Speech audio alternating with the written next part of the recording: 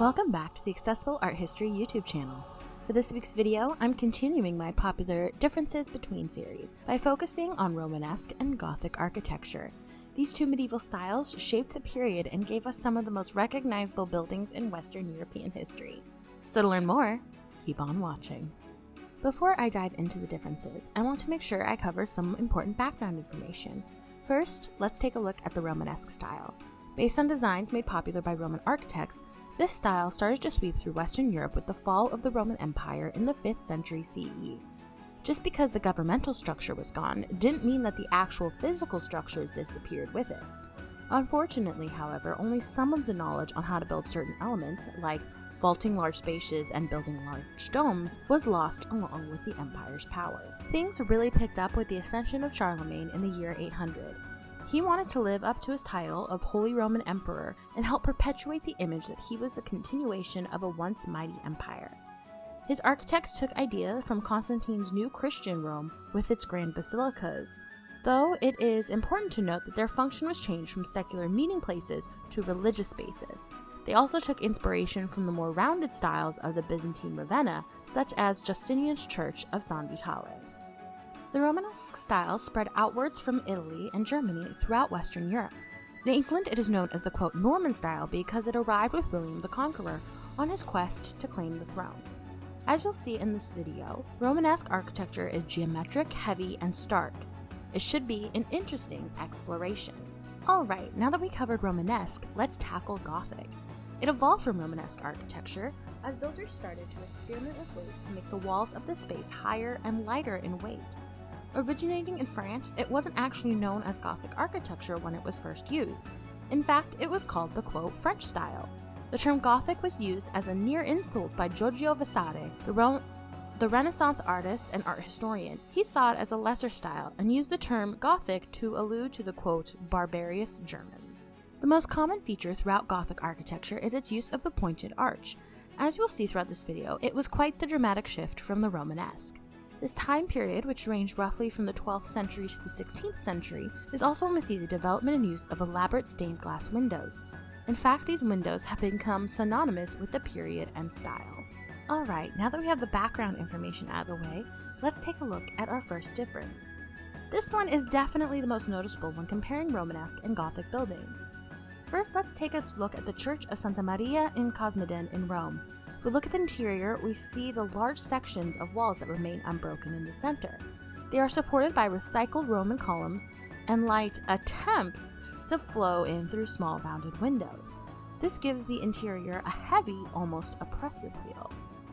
Now let's compare this with the Church of the Basilica of Saint-Denis in Paris. This is considered one of the first Gothic cathedrals in the world. Compared with Santa Maria in Cosmedin, it's absolutely illuminated. Instead of swaths of blank walls, the space is filled with multiple levels of beautiful stained glass windows. This innovation quite literally makes the space look lighter, both in terms of brightness and the appearance of the space itself. So, in conclusion, when you think of Romanesque, think of heavier architecture. When you think of Gothic, think of lighter. The next difference I want to highlight between Romanesque and Gothic styles is their use of shape within the architecture. Let's take a look at Charlemagne's Palatine Chapel. Consecrated in 805, it served as the coronation space for the Holy Roman Emperors for the next 700 years. To give it an air of legitimacy, Charlemagne had it based on Roman and Byzantine architecture. It has a rounded appearance from 16-sided room and an octagonal dome. This is quite similar to, but not an exact copy, of the Basilica of San Vitale in Ravenna. Charlemagne and his architect, Odo of Mentz, were clearly trying to make a connection to the imperial past of Western Europe. However, as the centuries moved forward, architects started to experiment with new shapes and styles. Instead of hearkening back to the past, they wanted to enter a, quote, futuristic era. Chartres Cathedral is a great example of this. Instead of the round shapes of the Romanesque period, this cathedral is rather pointy. The arches and the windows all come to sharp points at the top, pushing the space up. The vaulting on top of the space also crisscrosses, making a point in the center as well. The final difference of this video has to do with the decoration of the buildings of these eras. In the Romanesque style, decoration wasn't really a top priority. Of course, there was some, especially to reflect biblical stories and figures. This was mostly on exterior doors in order to confront or inspire the faithful as they entered the space. But otherwise, these spaces were definitely on the plain side. A great example of this is the Abbey Church of Saint Foy. Located in France, this abbey has long stood as a pilgrimage site and a stop for pilgrims traveling on the road to Santiago de Compostela. In general, the church is quite austere. There is little sculptural decoration on the outside except for the tympanum above the main door. The exterior walls are broken up visually with engaged columns. This shows us the focus was on worship and contemplation and not visual stimulation. Now let's compare this to the almost overstimulation of the Gothic period. One great example of this is the Rouen Cathedral in Rouen, France. It's famous because it has 3 towers. Because the cathedral took so long to complete, each tower is from a different design period. The oldest one dates from the early Gothic period, and the younger was built much later during the late Gothic, also known as flamboyant period.